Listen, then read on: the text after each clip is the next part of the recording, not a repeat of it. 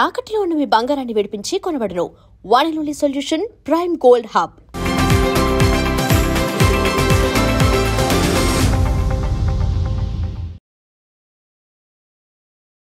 నమస్తే, నేను ముఖేష్. ఈరోజు మనతో పాటు ఉన్నారు ప్రముఖ జ్యోతిష్య వాస్తు పండితులు, జ్యోతిష్య వాస్తు శిక్షణ నిపుణులు, శ్రీ లలిత అమ్మవారి ఉపాసకులు బ్రహ్మశ్రీ నానాజీ పట్నాయక్ గురువు గారు. నమస్కారం గురువు గారు. శ్రీమాత్రేయ నమః. సార్, ఈ విశ్వావసు సంవత్సరం మొత్తం మనం భారీ ప్రమాదాలు, ప్రముఖుల మరణాలు కూడా కొన్ని చూస్తున్నాం. సో కొంతమంది చెప్పిన మాట ఏంటంటే, గడిచింది 6 నెలలు, ఇంక 8 నెలలు పెద్ద గండాలే ఉన్నాయి అని చెప్తా ఉన్నారు. క్రోధినామ సంవత్సరం కూడా ఇన్ని క్రోధాలు కూడా చూడలేదని. చూడలేదు. క్రోధినామ సంవత్సరం వేళ అక్కడ ఏంటంటే ఎంతసేపు ఒకరికొకరు మనుషులు కొట్టుకున్నారు. ఇక్కడ విపత్తులు జరుగుతున్నాయి. అంటే ఇక్కడ మనం ఫస్ట్ లోనే అనుకున్నాం కొంచెం యుద్ధ సంబంధించిన వస్తాయి అని. అట్లాగే యుద్ధ సంబంధించిన కానివ్వండి, విపత్తులు కానివ్వండి. అంటే సహజంగా ఏంటంటే మీనరాశిలో శని, గురువు అతిచారము అంటారు. అంటే 3 రాశులు ఒకేసారి తిరగకూడదు. అది గోచారంలో ఉండే ఒక మైథుని జ్యోతిష్యంలో ఉన్నటువంటి ఒక అది కాకుండా మీరు గమనించండి, మనం లాస్ట్ టైం చెప్పుకున్నాం, పేరుకు వర్షాకాలం కానీ వర్షాలు పెద్దగా పడవు సింహరాశిలో కుజుడు వచ్చినప్పుడు అన్నాం. ఇంకా ఎండ్ ఉంటుంటుంది అనుకున్నాం. ఎందుకు అంటే ఫైరీ ప్లానెట్స్, అంటే ఇదంతా ఒక క్యాలిక్యులేటివ్ బేస్ మీద నడుస్తుందండి. ఏదో మనకి మనసుకు వచ్చినట్టు చెప్పలేదు మహర్షులు ఎక్కడ కూడా. ఒక క్యాలిక్యులేషన్. ఎందుకంటే గ్రహాలన్నీ కూడా సూర్యుడి చుట్టూ ఒక లెక్కతో తిరుగుతున్నాయి. ఒక క్యాలిక్యులేటివ్గా తిరుగుతుంది, ఇష్టం వచ్చినట్టుగా తిరగట్లేదు. బుధుడు ఉన్నాడు, ఇన్ని రోజులకి ఇన్ని డిగ్రీలు మారాలి అనేటువంటిది ఉంది. రవి ఉన్నాడు, తన చుట్టూ తను తిరుగుతూ తన చుట్టూ మిగతా గ్రహాలన్నీ తిరుగుతున్నాయి. చంద్రుడు కానివ్వండి, భూమి కానివ్వండి, ఒక క్యాలిక్యులేషన్తో ఎలా తిరుగుతున్నాయో ఒక లెక్క పరంగా ఆ యొక్క ఉష్ణాన్ని రిలీజ్ చేసే ప్లానెట్స్ వచ్చినప్పుడు అగ్ని సంబంధమైన ప్రమాదాలు మనం లాస్ట్ టైం అనుకున్నాం. ఏది కుజుడు సింహరాశిలో ఉన్నప్పుడు కొంచెం అగ్ని, ఈ మంటల్లో మనుషులు కాలిపోవడం జరుగుతుంది, మనకి బూడిద మిగలదు, ఇట్లాంటివన్నీ. ఎందుకు అంటే అగ్ని సంబంధించిన గ్రహాలు ఎక్కువ ప్రభావితమైనప్పుడు వీళ్ళకి మైథుని జ్యోతిష్యం అనే కాకుండా జన్మజాతకంలో కూడా అగ్నితత్వ రాశుల్లో అధిక గ్రహాలు ఉన్నాయనుకోండి ఎవరికైనా, అందులో పర్టికులర్గా అంటే మీరు ఇది ప్రాక్టికల్గా చూసుకోవచ్చు. అంటే ఇది ఎంతవరకు పర్ఫెక్ట్గా పనిచేస్తుందని మీకు అర్థమవుతుంది.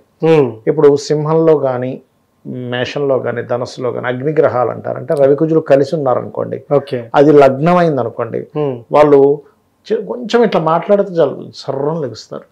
అంటే ఏంటి, ఫైరీ ఎనర్జీ పెరిగింది అక్కడ వాళ్ళల్లో. మీరు చూసినట్లయితే ఏమంటే మీ జాతకం చూసి మీ శరీరతత్వం చాలా వేడి ఏదంటాడు. అవును సార్, చాలా వేడి ఉంటుంది, నాకు ఫ్యాన్ లేకపోతే పడదు అంటాడు.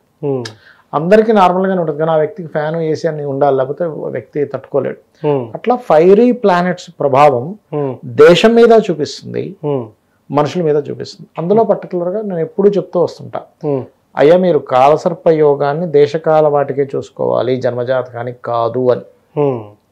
అలాగే మీరు గమనించండి, రాహు మిథునంలో మనకి కుంభంలో, కేతు సింహంలో. అవును, కుంభ సింహాల్లో రాహుకేతులు ఉన్నప్పుడు గ్రహాలన్నీ పైన ఉన్నాయి, కింద ఒక ప్లానెట్ లేదు. అప్పుడు దానివల్ల ఏమవుతుంటుంది అంటే ఇటువంటి విపత్తులు ఎక్కువగా వస్తూ ఉంటాయి. ఈ విశ్వావసు నామ సంవత్సరం ఈ 8 నెలలు ఇంకా కొన్ని ఇలాంటివి జరగబోతున్నాయి, జరిగే అవకాశం ఉందని చెప్తా. అంటే ఒకటండి, సింహం నుంచి కుజుడు మారాక కన్యలోకి వచ్చాక కొంచెం తగ్గుతుంది. ఎందుకంటే మనకి కాలసర్పయోగం నుంచి ఒక గ్రహం బయటకు వచ్చింది కదా. అవును, అలా మారినందుకు కొంత వస్తుంది. అంటే జూలై తర్వాత నుంచి కొంచెం తగ్గుతాయి.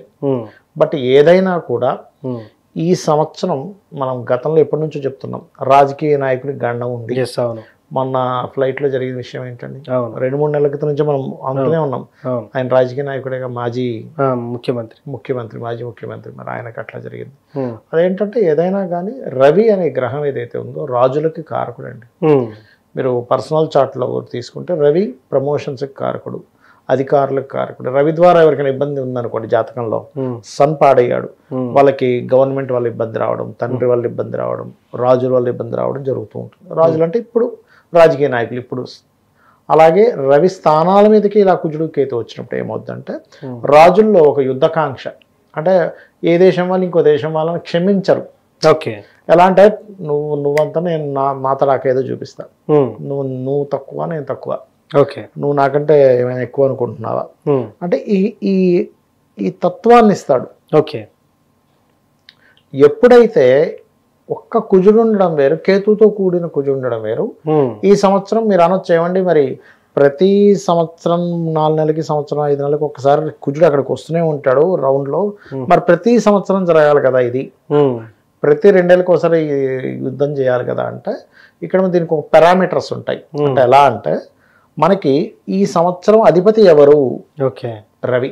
పోయిన సంవత్సరం అంతకుముందు సంవత్సరం రవి కాదు అధిపతి, ఈ సంవత్సరం రాజు రవి, మంత్రి రవి. రాజు అంటే ఏంటి? ఈ దేశాన్ని పరిపాలించేవాడు. ఈ దేశం అని కాదు, ప్రపంచ దేశాల్లో ఉండే ప్రెసిడెంట్లు కానీ ఎవరన్నారు వాళ్ళు రవి.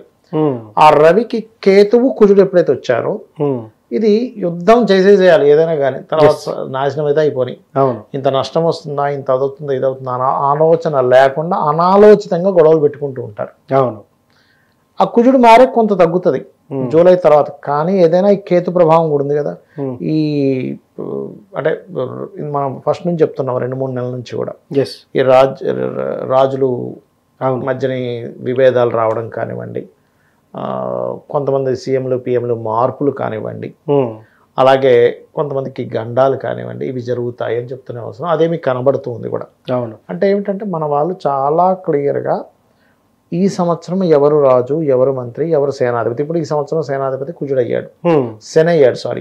శనికి సేనాధిపత్యం వచ్చినప్పుడు ఏమవుతుందంటే లాంగ్ టర్మ్ ఉంటుంది. ఓకే, యుద్ధం ఏదో ఒక రోజులో ఆగిపోదు, అది అలా సాగుతూనే ఉంటుంది. ఏదో 4 రోజుల్లో టకాటక యుద్ధం కంప్లీట్ చేసుకుని బయటపడ్డామని ఉండదు.